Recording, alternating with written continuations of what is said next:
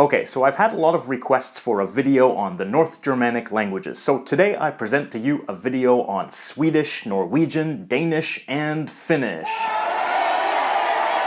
What?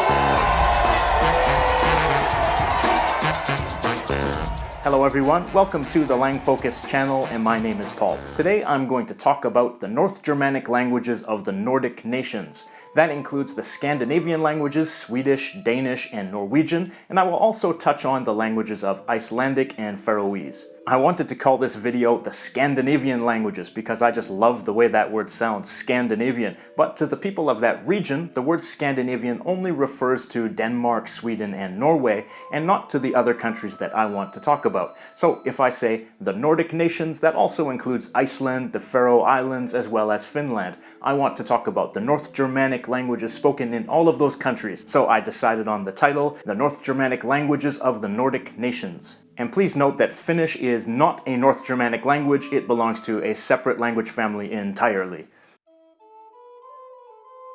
There are about 20 million native speakers of North Germanic languages, and that includes about 9 million speakers of Swedish, mainly in Sweden but also as a minority language in Finland, 6 million speakers of Danish, mainly in Denmark but also as a minority language in the southern Schleswig region of northern Germany and in Greenland, 5 million speakers of Norwegian, mainly in Norway, 320,000 speakers of Icelandic, mainly in Iceland, 90,000 speakers of Faroese, about 2/3 of them living in the Faroe Islands, and the rest mainly in Denmark. The North Germanic languages are, as you probably guessed, a branch of the Germanic language family.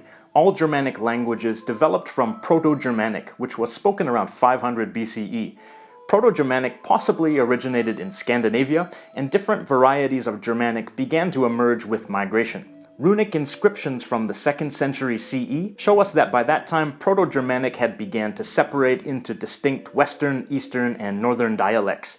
The Northern dialect was spoken in Scandinavia and is today often referred to as proto-Norse, and became the ancestor of all the North Germanic languages. Proto-Norse was spoken from around the 2nd century CE to the 8th century CE, and by the beginning of the Viking era in the 8th century CE, it had evolved into dialects that are collectively referred to as Old Norse.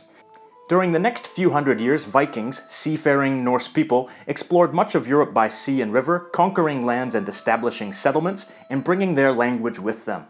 During this time, Old Norse was divided into 3 mutually intelligible dialects of Old East Norse, Old West Norse, and Old Gutnish. Old East Norse was spoken in Sweden and Denmark, as well as their overseas settlements in Russia, England, and in Danish settlements in Normandy. Old West Norse was spoken in Norway, as well as its overseas settlements. The 2 most notable were Iceland and the Faroe Islands, but also Ireland, Scotland, and the Isle of Man, and Norwegian settlements in Normandy. Old Gutnish was mainly spoken on the island of Gotland, which is today part of Sweden, as well as some overseas settlements to the east. These West, East, and Gutnish varieties of Old Norse gradually developed into the modern North Germanic languages around the 14th century CE. The western branch of languages consists of Norwegian, Icelandic, and Faroese, as well as some other extinct languages. The eastern branch consists of Swedish and Danish. The Gutnish branch consists of only the Gutnish language, which is still spoken to some extent on the island of Gotland. But these days the North Germanic languages are generally not thought of in terms of East, West, and Gutnish. They are thought of in terms of continental and insular.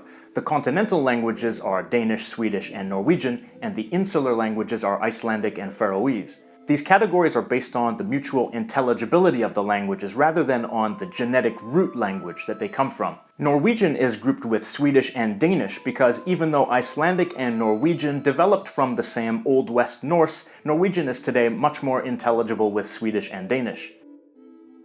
One reason for that is the political union of Denmark and Norway from 1536 to 1814. During this time, the written Norwegian language stopped being used and it was replaced by the written Danish language, and this had a big impact on the spoken dialects of Norwegian, especially the central and eastern dialects. The continental languages also underwent a lot of influence from Middle Low German, which is an influence that didn't affect Icelandic and Faroese. The 3 continental languages can be referred to as the Scandinavian languages. When talking about the Scandinavian languages, it's important to note that there is a significant amount of dialectal variation within each language.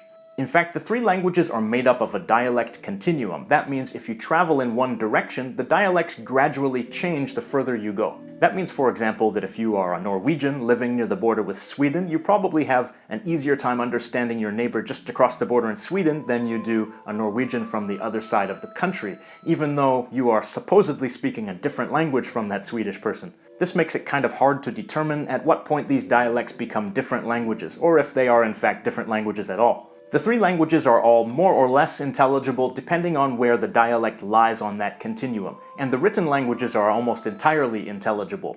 Danish seems to be the odd man out with its complex phonology that has come to be quite distinct from the written language. Swedes and Norwegians often say that Danish people sound like they're speaking with a potato in their mouth. I can't actually confirm if they do speak with a potato in their mouth, so Scandinavians, can you let me know if that's true in the comments down below? I have Danish roots, so I'm allowed to make fun of Danes. From what I understand, Norwegians have the easiest time understanding the other two Scandinavian languages, though they understand Swedish better than Danish. Swedes can generally understand Norwegian, but they have much more trouble understanding Danish because of its pronunciation. And Danes can more or less understand Norwegian, and to a lesser extent they can understand some Swedish. From what I understand, Scandinavians will generally not speak the other person's language, they will speak their own language while making an effort to understand the other person's speech, and maybe they will slow down and clarify things when necessary.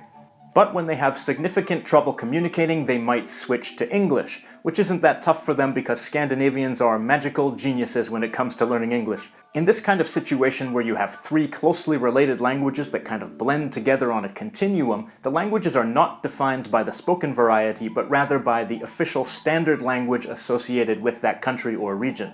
In Denmark there is standard Danish, in Sweden there is standard Swedish, and in Norway there is standard Norwegian. Or wait, no, there are actually two standard Norwegians. That's right, Norway actually has two official standard written languages, Bokmål and Nynorsk. Bokmål, which means book language, is a Danish-influenced standard language which is very close to standard Danish, but which uses Norwegian pronunciation. Nynorsk, or New Norwegian, is intended to be a purer version of Norwegian based on Norway's more conservative Western dialects.